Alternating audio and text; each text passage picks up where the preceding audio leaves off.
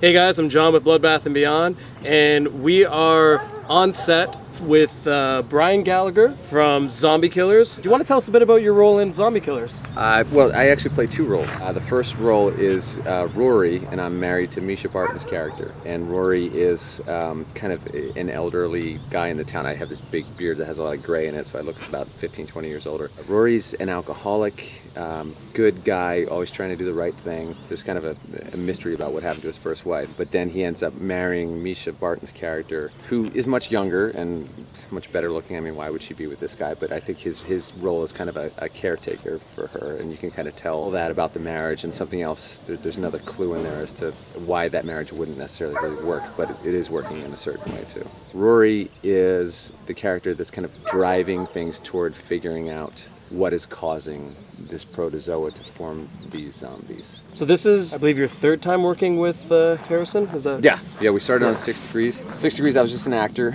but then I kind of helped out a little bit in the editing room with some suggestions, and then based on kind of that and some ways that he saw I could help out, he asked me to produce Camp Dread with him. Yep. And after we produced that together, then he asked me to produce this as well. So you guys have a really tight relationship? Yeah. Did it start with 6 Degrees of Hell, or have you guys known each other prior to that? No, 6 Degrees was it. So Harrison saw Joe Raffa's film, You'll Know My Name. So he got in touch with Joe and just said, I want to work with you. I want you to direct my next film. So he brought Joe up to his house here, just down the street, and Joe brought me with him and a couple other people, and we sat and we watched You'll Know My Name, and then The Fields, Harrison's first film. And from there, he agreed that Joe would be the director of 6 Degrees. Why don't you tell us a little bit about your experience on set during this film? Well, for me personally, as a producer and an actor, it was a very difficult experience. We're talking 18 and 20-hour days, every day, getting the catering in line, making sure all the extras are there. Kind of having that hat as a producer and then having to kind of take that off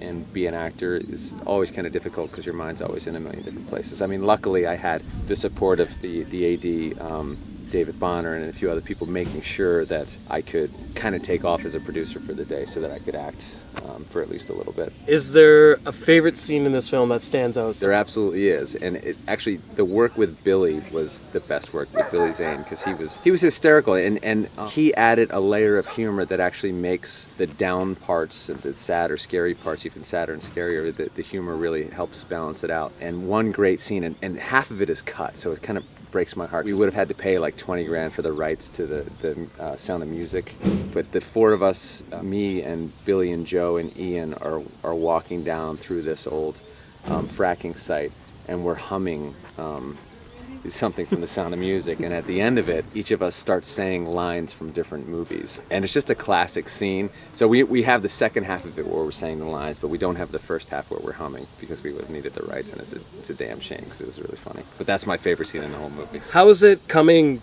to a new film, working with people that you've worked with? It's amazing to get to come back to a place and know that you're gonna, in a lot of times similar locations, see the same people, work with the same people. It's like a little family we've got built. I hope we get to keep doing it moving forward, because it's like now we know we speak each other's languages, we can make things happen twice as fast and twice as good. So. What would you say is your favorite subgenre of horror? Well, it's actually funny. I'm not a horror fan.